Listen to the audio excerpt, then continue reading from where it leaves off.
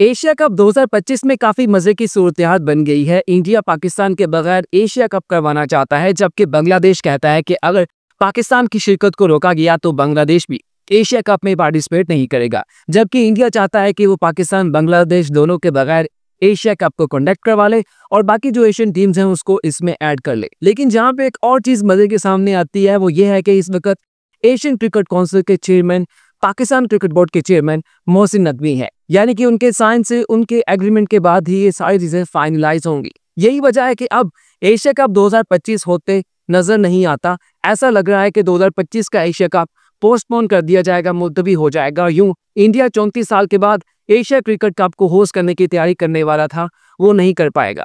अब अगर पाकिस्तान और इंडिया इस बात पे एग्री हो भी जाते हैं कि उन्होंने एशिया कप में खेलना है, तो भी इंडिया को इसके ऊपर अपने आप को काफी समझौते करने होंगे, क्योंकि पाकिस्तान इंडिया ट्रेवल करने नहीं जाएगा तो उस वक्त में इंडिया को एशिया कप हाइब्रिड या फिर न्यूट्रल वेन्यू के तहत ही किसी और कंट्री में करवाना होगा। या तो पूरा एशिया कप शिफ्ट करना होगा या फिर कम से कम पाकिस्तान के मैच को शिफ्ट करना होगा। और इस वक्त जो इंडिया की इंटरनल सिचुएशन है उसमें वो अगर पाकिस्तान के मैच बाहर करवाते हैं या पाकिस्तान से खेलते हैं तो उनको उनकी जो गवर्नमेंट है बीसीसीआई है उसको काफी प्रॉब्लम फेस करनी पड़ सकती हैं। और इन सब का मतलब यह है कि जो पाकिस्तान और इंडिया के फैंस हैं जिनकी क्रिकेट टीम्स आपस में बायलैटरल सीरीज नहीं खेलती, सिर्फ एशिया कप में या फिर आईसीसी टूर्नामेंट में खेलती हैं, वो इस साल 2020 में पाकिस्तान और इंडिया के दरमियान कम से कम भी 2 T20 मैचेस जो एशिया कप में खेले जाने थे वो अब होते नजर नहीं आ रहे। बात सिर्फ यहाँ तक महदूद नहीं रही, बल्कि इंडिया ने अगस्त में बांग्लादेश का टूर करना था, एक बायलैटरल सीरीज खेलनी थी। अभी खबरें आ रही हैं कि इंडिया वो टूर करने नहीं जा रहा और अगस्त में ही अफगानिस्तान क्रिकेट टीम ने पाकिस्तान का टूर करना है,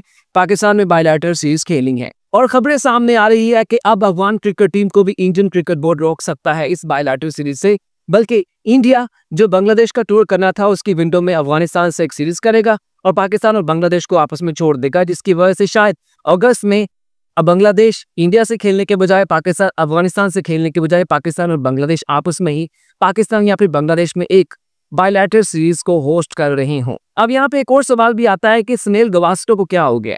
वो कहते हैं कि पाकिस्तान के बगैर एशिया कप करवाना चाहिए 2025 का। हालांकि ये एक पॉइंट स्कोरिंग है, वो आगे भी पॉलिटिकल मैटर्स में पॉइंट स्कोरिंग काफी करते हैं। मुझे याद है कि चैंपियंस ट्रॉफी में टीम इंडिया का पाकिस्तान ना आने पर जब सवाल उनसे किया गया था ड्यूरिंग चैंपियंस ट्रॉफी 2025, तो वो कहते हैं कि पाकिस्तान में सेफ्टी एंड सिक्योरिटी के मेजरमेंट अच्छे नहीं है।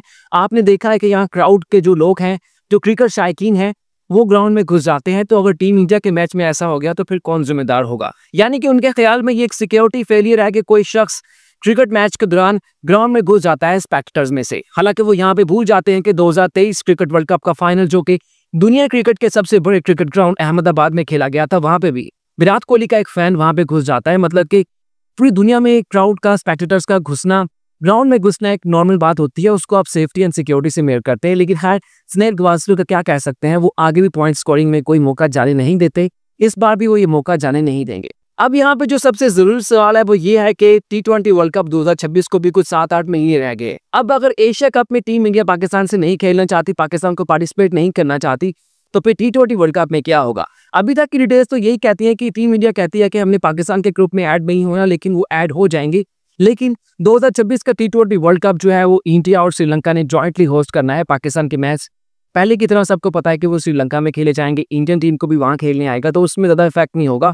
और ये जो पाकिस्तान और इंडिया के दरमियान हाइब्रिड या फिर फ्यूजन फार्मूला साइन हुआ है 3 साल का, ये तमाम आईसीसी टूर्नामेंट्स पे लागू होता है। अभी आईसीसी टूर्नामेंट का आईसीसी वुमेन वर्ल्ड कप भी इस साल होना है, जिसमें पाकिस्तान की टीम ने भी क्वालिफाई कर लिया है।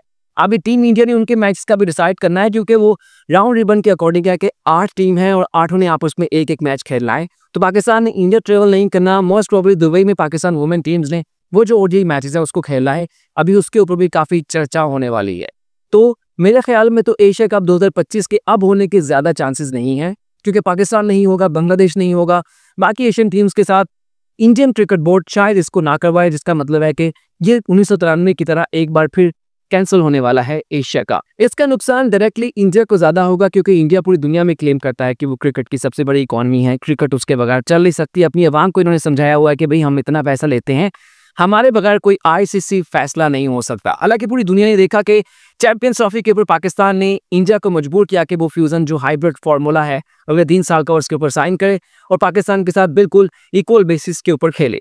तो ये चीज़ यहाँ पे देखने वाली होगी कि एक मुल्क 34 साल के बाद एशिया कप को होस्ट करने की मेज़बानी उसको मिलती है और वो एशिया कप को होस्ट नहीं कर पाता, कंप्लीट होस्ट नहीं कर पाता, उसको फिर पोस्टपोन करना पड़ सकता है। तो उम्मीद है आपको स्पोर्ट्स कासिम फिन की वीडियो पसंद आई होगी।